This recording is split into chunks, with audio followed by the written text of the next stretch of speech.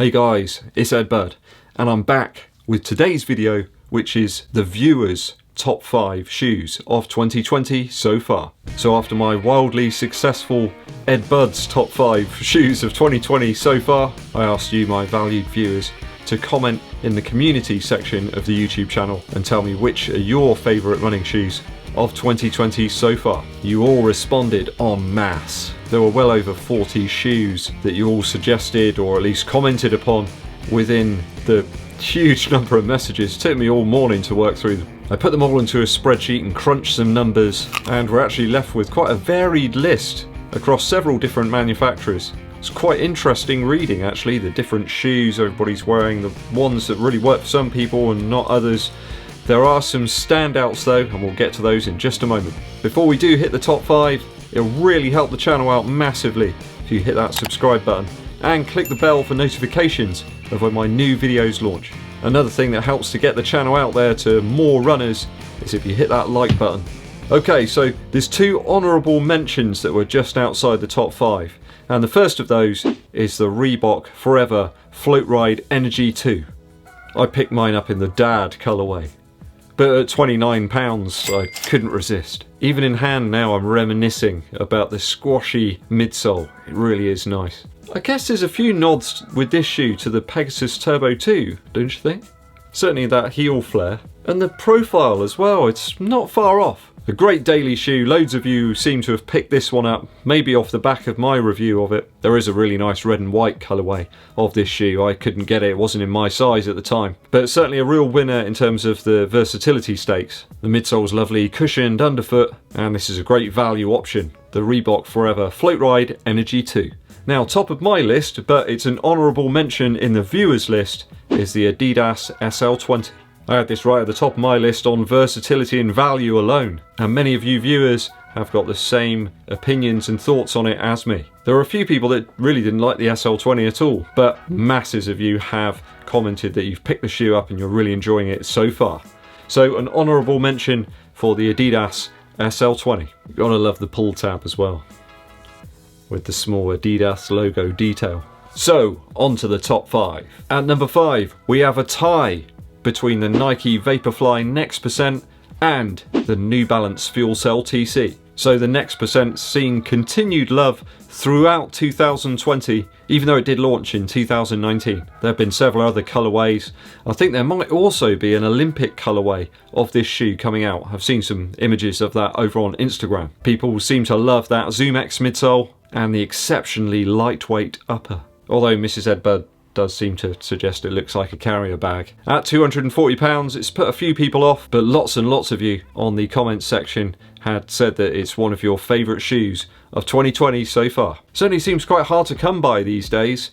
I know a few places still have it in stock, only that newer Valerian blue colourway. So if you are looking to pick one up, keep your eyes peeled. I think there might be a restock perhaps of that Olympic colourway very soon. That'd be crazy of Nike just to not release that now. I think with such a huge delay in terms of when the Olympics will take place.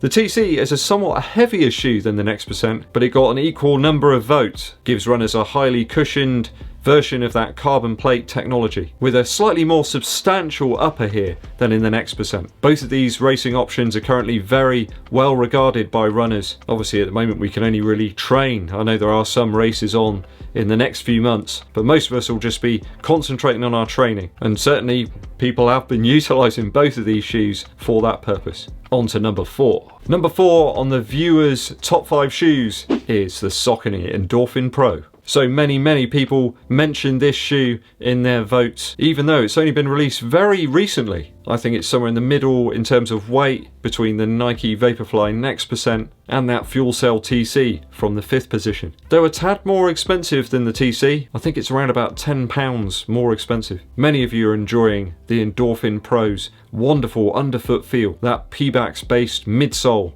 really is something. Don't forget though the speed roll technology as well.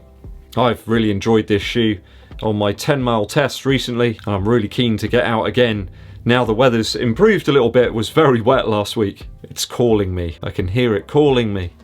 Position number 3 is the Nike Zoom Pegasus Turbo 2. So a shoe from 2019, but I am going to include it as there have been several new colorways of this shoe this year. A number of you are still digging this super light, super cushioned and very durable, might I add, offering from Nike Racing. I found it really versatile and comfortable. Certainly one of the best reviewed shoes of 2019. I see no reason why we can't include it now. There's been loads of new colorways of this one come out very recently. I found it really great on compacted dirt actually. I took it on a quite light trail run and it was fantastic. Really good traction and the durability's pretty good as well. I've trained in this one, raced in it and enjoyed it a great deal. I think better value, if you can find it discounted, it is quite expensive at $180 at the normal retail price. So at position number 3 is the Pegasus Turbo 2 in the viewers' top 5 shoes of 2020 so far.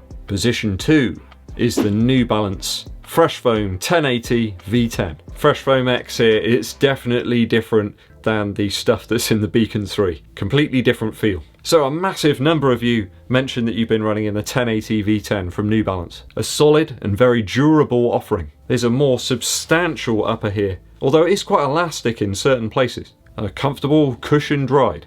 Fresh Foam X in the midsole here, which feels a little more dense than its normal Fresh Foam counterpart. I found the upper just a little more accommodating and a whole menagerie of lacing options here. There's loads of eyelets. You can get the fit just right across the top of the foot. I think this is a really good, strong, reasonable daily shoe. Really lovely, forgiving Ortholite insole inside the 1080 V10. Certainly the viewers seem to be really keen on this one across a whole gamut of different distances. Some people prefer running a little faster in it.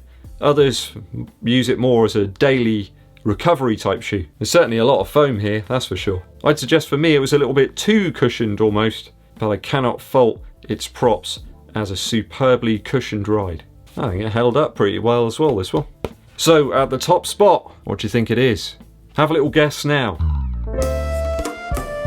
Okay, here we go. This shoe was mentioned more than any other in all the comments. It's a shoe that I was a little bit unsure about to start with, but now I've got to 100 miles in it, my opinion's changed quite a bit. That shoe is the Asics Nova Blast. This is the top rated shoe from the viewers of the channel up to this point in 2020. It seems to work for more runners than it doesn't, and against a whole huge variety of different use cases.